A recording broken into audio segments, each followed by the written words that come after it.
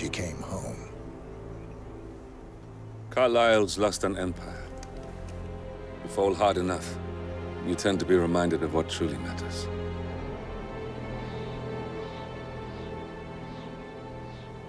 So, the end of the line. You ready for this? Are you? Who will you be, without a score to settle? I guess the world's most wanted fugitive will have to do.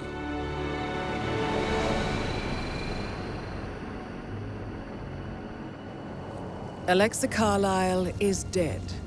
According to the funeral invitation, that is. So naturally, it caused quite a stir when the late matriarch turned up at the breakfast table, alive and kicking. Carlyle, wisely sensing that her number is up, has emerged from exile to tie up loose ends and secure the Carlyle legacy. She may be a monster, but you have to admire her due diligence. Carlyle descends from an ancient line of warrior aristocrats. Her great-grandfather made a killing in the Second Opium War and established an empire in shipping, railroads, and newspaper publishing. While largely unknown to the public, the family still asserts its quiet dominance over global transport and logistics, media, and technology. Most senior of the partners, Alexa Carlyle, is cold as ice, tough as nails, and sharp as a razor. Incidentally, it was her late father who first brought the three families together after the end of World War II at this very house, meaning that this gentleman is the birthplace of Providence. It began here, and it ends here. Talk about poetic. One more thing. According to our intel, Carlyle keeps a case file on the Constant. Information that may be helpful in his recapture, so don't leave the estate without it. Right. Happy hunting, 47. See you on the other side.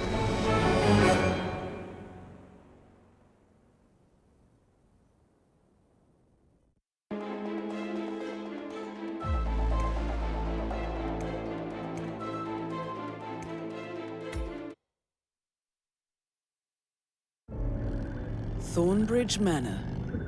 The Carlyle family's home for countless generations. The Revenant Alexa Carlyle and her 3 adult children, younger brother Zachary, grandson, and daughter-in-law, are all gathered to conduct Carlyle's sham funeral.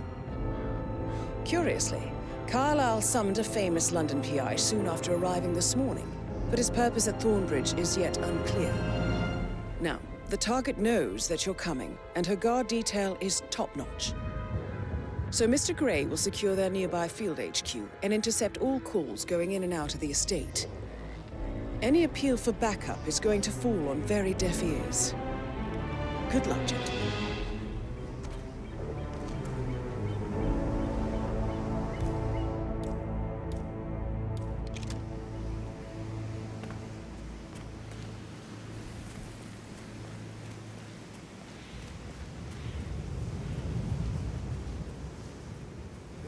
Private area, sir. Phineas Whitmer, private investigator. I have an appointment with Madame Carlyle. Please wait. Mr. Whitmer.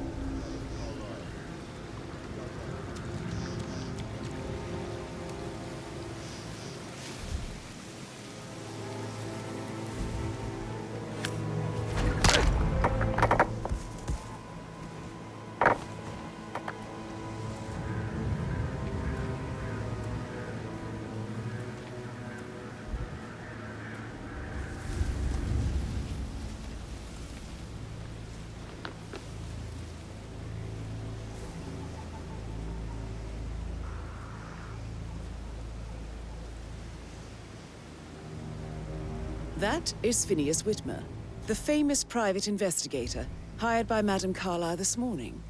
I'm curious why he's here. Maybe you should do some detecting yourself, 47.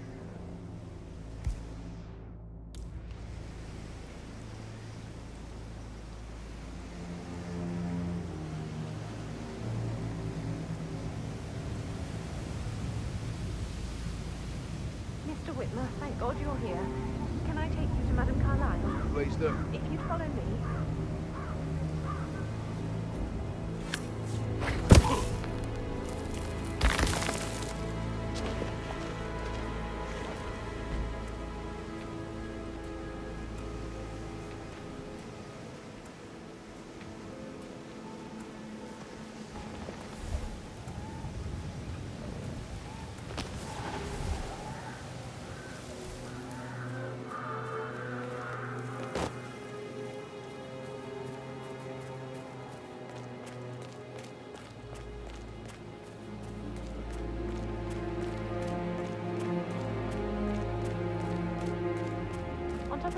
anything, Rosie thinks she's in love with young Patrick.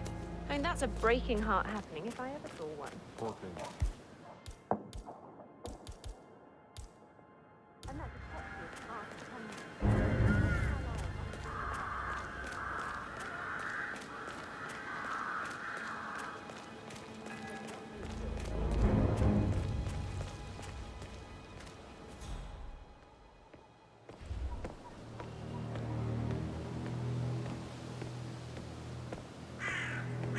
Sup? Sir, I will have to pat you down if you want to come through. Security measures. This'll just take a sec, sir.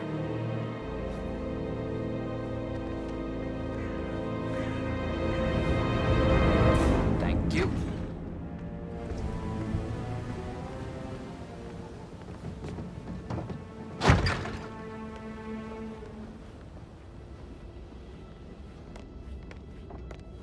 Mr. Whitmer, thank you for coming on such short notice.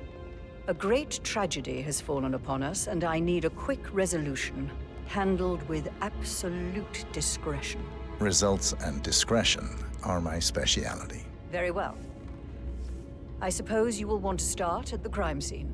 In my experience, a thorough examination of a potential crime scene is half the job done. Good. Fernsby will take over from here. I am Mr. Fernsby, the butler. Madam Carlyle has asked me to assist you in any way possible. Mr. Whitmer, I understand that you've traveled from London. Would you care for some refreshments? Or do you prefer to go straight to Mr. Zachary's sleeping quarters? I prefer to get started. As you wish. If you'll follow me, sir.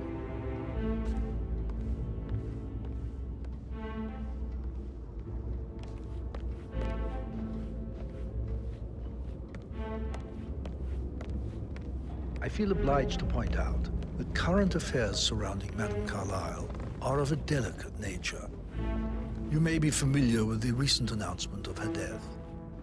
You will probably learn that a staged funeral is scheduled to take place tomorrow.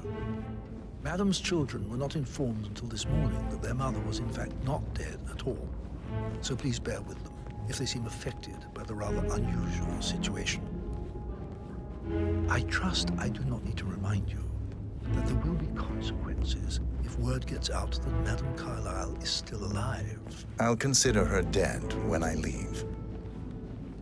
Before you inspect the crime scene, I will tell you this. The case concerns the death of Mr. Zachary, Madame Carlyle's younger brother.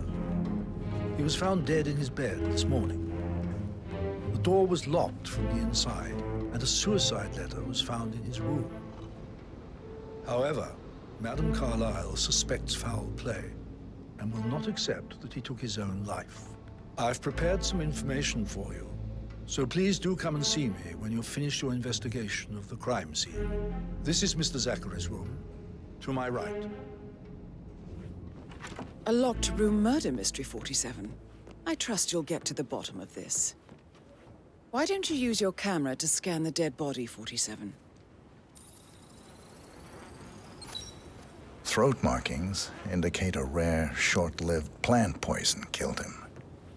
Spread shows time of death at around 10 o'clock last night. You do know your poisons, 47.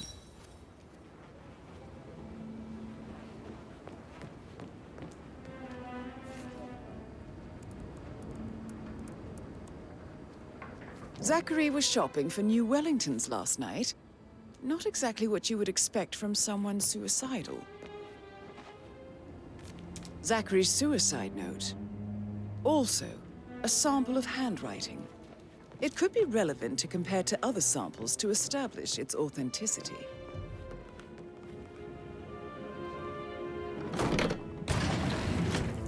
A hidden door.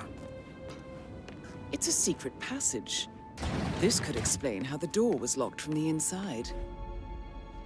A photocopy of the floor plans. Somebody's been researching the secret ins and outs of Thornbridge Manor. I believe you've done a thorough search of the crime scene, 47. Maybe it's time to see the butler. I'm curious about the information he's prepared for you.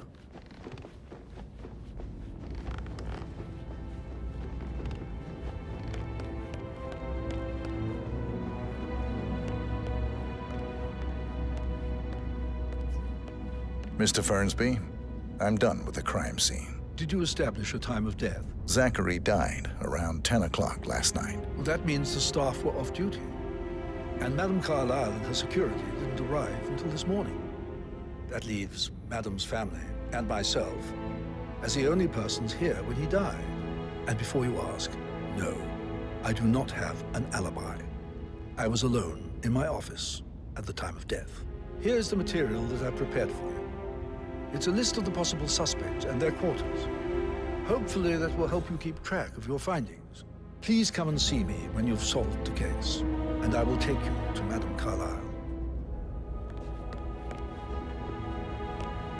So, how long have you been working here? About a month now. You're American. What on earth are you doing in this So how does shithole? one Get solve like a you murder in mystery, London. 47? I bet you're a Motive, great dancer. means, and I don't like opportunity, dancing. I believe. What about restaurants? May I You suggest like you food? ask the suspects for Great alibis? places. Or You should perhaps come you to prefer this searching the manor for Really. clues first? Spend a few bucks. A girl like you deserves that. I don't... Let's pick this up. Patrick Carlyle, can you tell me where you were yesterday evening? Shit, it's that sneaky butler, isn't it? He ratted me out. Elaine, give us some privacy, would you? Don't tell Mother, okay? She's really tense these days, and the last thing I need is more hassle. I took that pretty blonde, Rosie, for an evening stroll. I mean, how the fuck am I expected to cope for an entire weekend in this shithole? I'm bored out of my mind. So, is that it? What did you think of Zachary? Creepy as hell. No ambition. Imagine deciding to live in a museum. You know, Father says Zachary and Alexa used to be two of a kind. He had a great future ahead of him, then suddenly, he just gave up everything. What an idiot. Thank God Daddy chose looks and brains over pedigree when he married Mummy. I don't have to worry about the inbreeding so customary in these circles. If that's all, I think I'll get back to my slow death by boredom. Did you see anything suspicious last night? Nah. I reckon Zachary topped himself. I know I would have. Or perhaps Mr. Fernsby. I don't like him. He could have done it. Talk later, okay? Please stay back.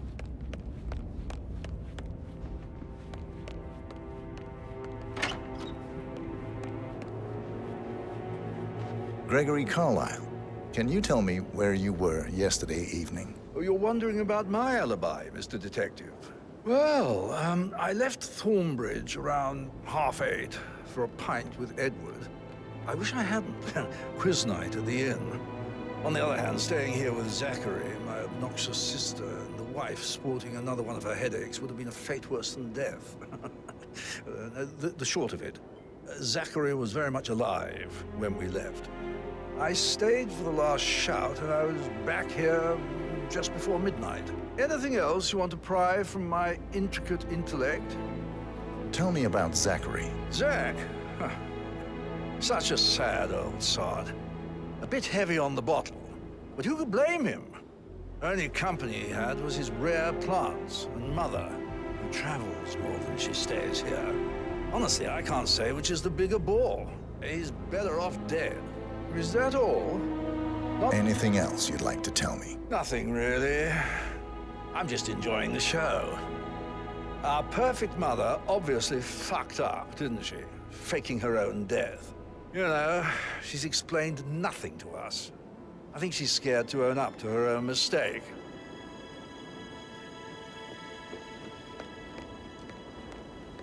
Emma Carlyle, can you tell me where you were yesterday evening? Surely I'm not a suspect. I need to account for everyone. Well, I spent the evening with my family, but I got an awful migraine and had to take to bed. Everyone can attest to that. I believe I went up when the boys sat down for a drink around 8 o'clock. Anything else you want to know? How did you feel about Zachary? I might as well be honest. His presence was always awkward. But how do you have a meaningful conversation with a man who only cares about plants? In my opinion, Alexa bears some responsibility for how this ended. She supported his self-limiting behavior by letting him live here. Is that all? Have you noticed anything else out of the ordinary? Nothing special comes to mind. Except, perhaps, I did get a feeling that Zachary was depressed, not just sad. I suppose he realized that he had no one with Alexa gone. Even Alexa must feel the pangs of guilt over that one, letting him believe she was dead. Then again, guilt isn't her strong suit.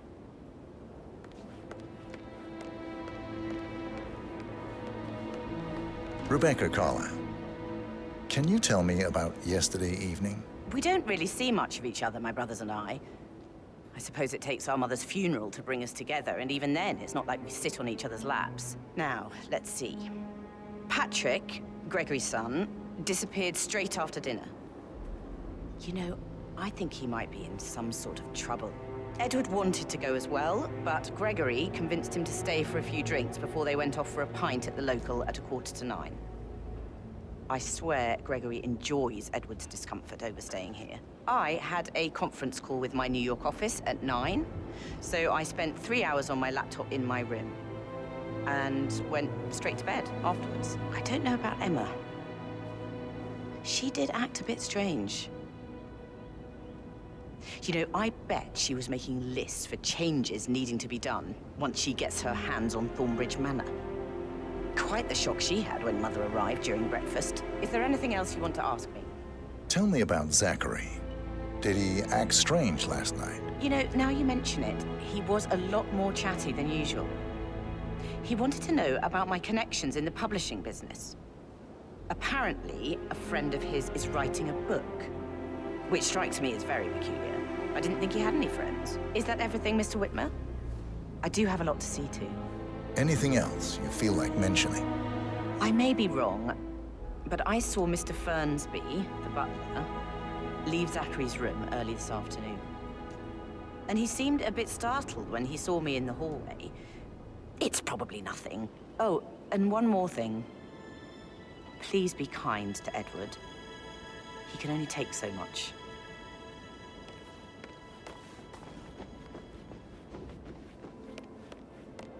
He plays the strings of my heart with that piano. I can feel the hair on my neck stand. Quite the poet. But you're right. It's beautiful.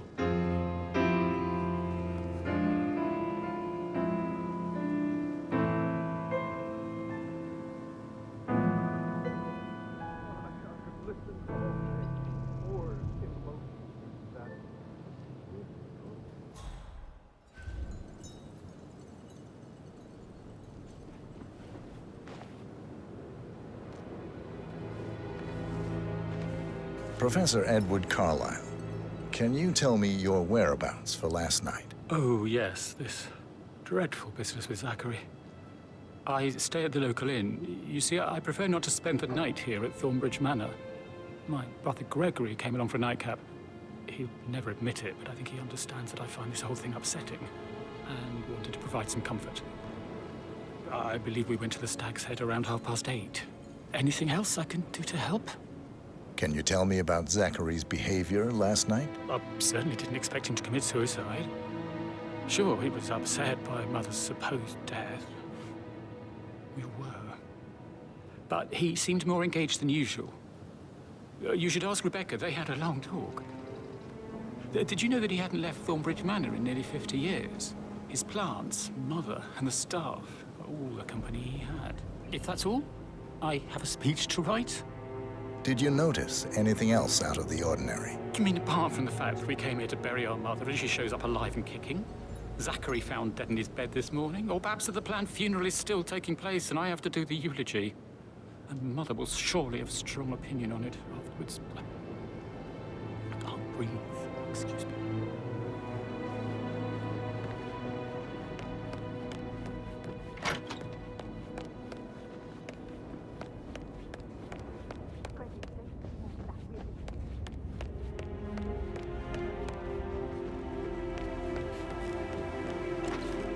That is the door to Mr. Fernsby's office.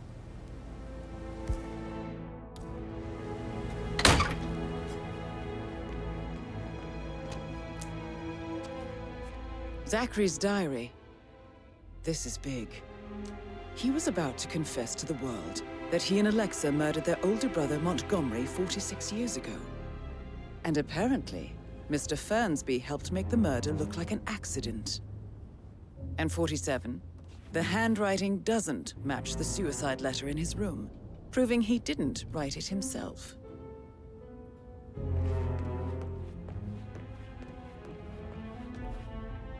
Painkillers. Lethal if you use enough of them. But not the poison used to kill Zachary. Of course, Madame Carlyle doesn't know that. Are you considering to frame the butler, 47? Mr. Fernsby clearly didn't commit the murder, but I think you have enough evidence to convince Madame Carlyle he did. Maybe you should tell him you are ready to present your findings. Unless, of course, you want to do some more detecting, 47? That is the door to Rebecca's room.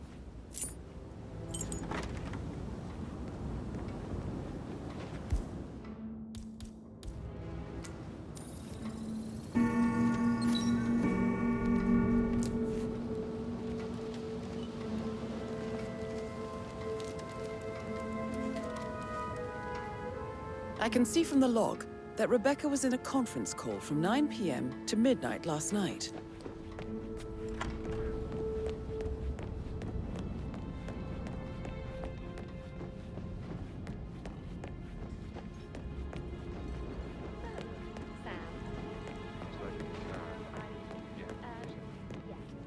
That door leads to Emma and Gregory's room.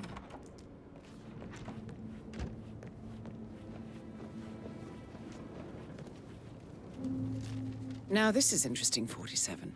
A letter from Emma's mother stating that Emma is the illegitimate child of Alexa's late older brother, Montgomery. And listen to this. She claims to have witnessed Alexa and Zachary murder him. The plot thickens.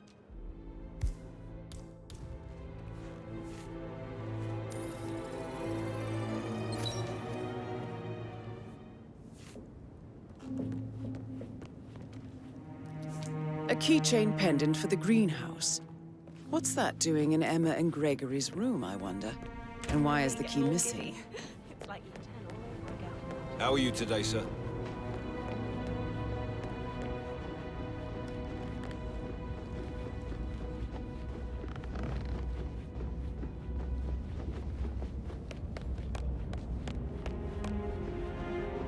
Oh, stop pacing, for God's sake, Emma.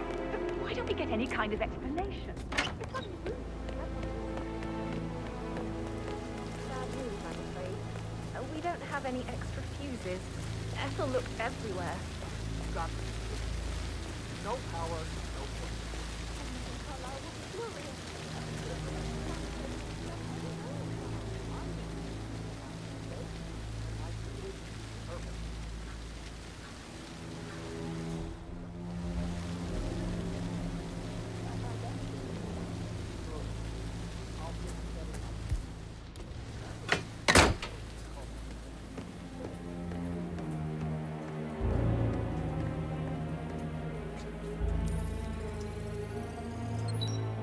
This is a table showing lethal dosages for the poison used to kill Zachary. Something is circled, 47. Female, age 65 to 79, 60 to 64 kilograms. I'd say Madame Carlyle is next in line for a poisoning. Broken lab equipment. It looks like it was recently used, though. You have uncovered enough evidence to tell Madame Carlyle that Emma is the murderer. Quite the detective, 47. I'm impressed. I suggest you go tell Mr. Fernsby. Unless you think there are more secrets to uncover.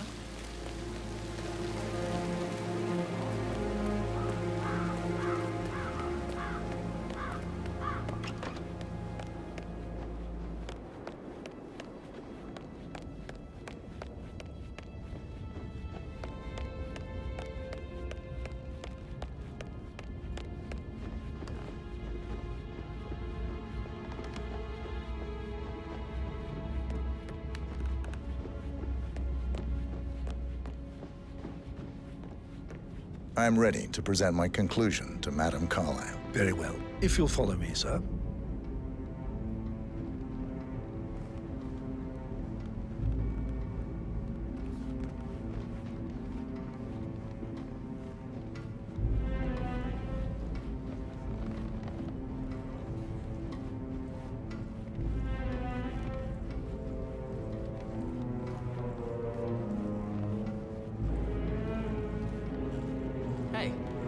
How are you?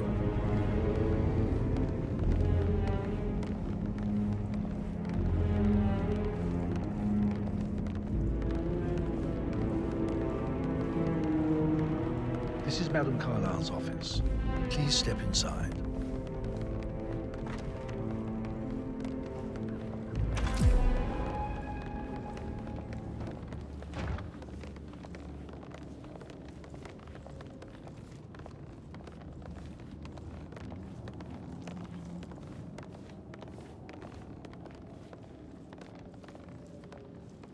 So, Mr. Whitmer, you've reached a conclusion. Take a seat. Please, go ahead.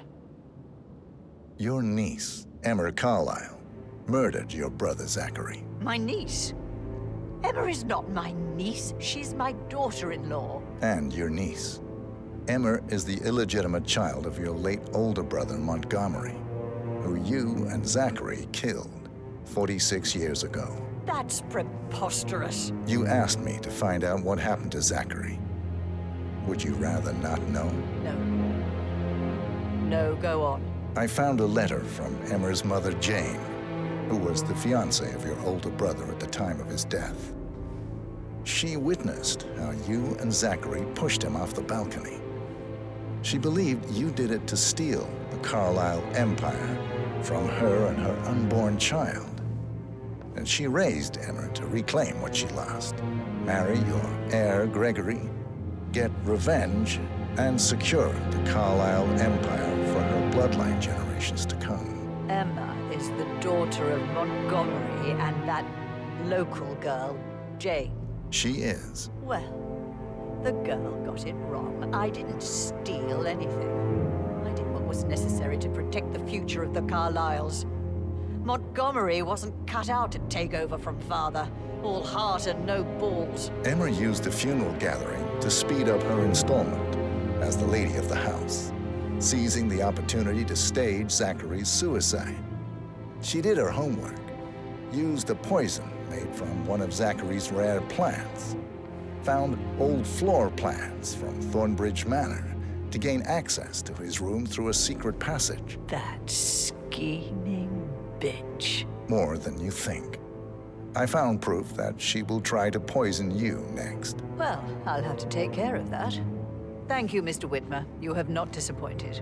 I promised you I would reward you generously if you solved the case. So, what do you suggest? I want the file you have on Arthur Edwards. Edwards, the Constant. But how do you... Oh, I see. I expected you might show up. But to kill me, not help me. But I've been wrong on so many things lately, so why not this one? I will give you the file on Edwards. You've earned it. I don't suppose I could convince you to deal with my daughter-in-law now you're here. I would like to see her dead. No? What a shame. I'll have to see to it some other way, then.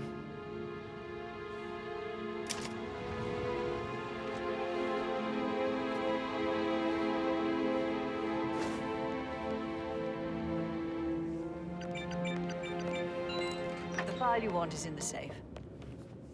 God, I hope you get Edwards and make him hurt.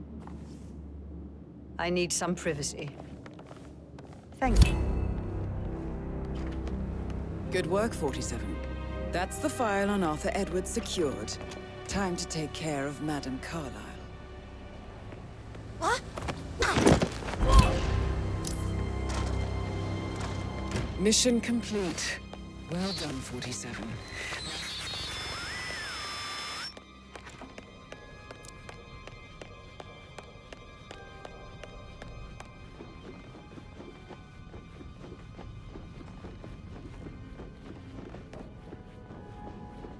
I need help.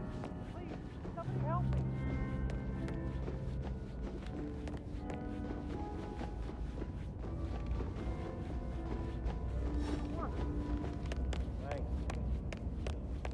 Be the problem here. Hurry, please. I don't know what happened, but It looks like it was a terrible accident. I'll look at it.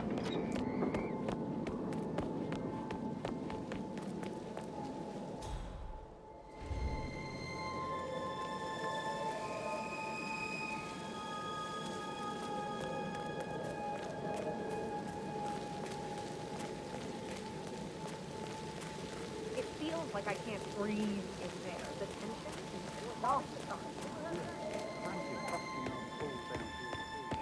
I don't believe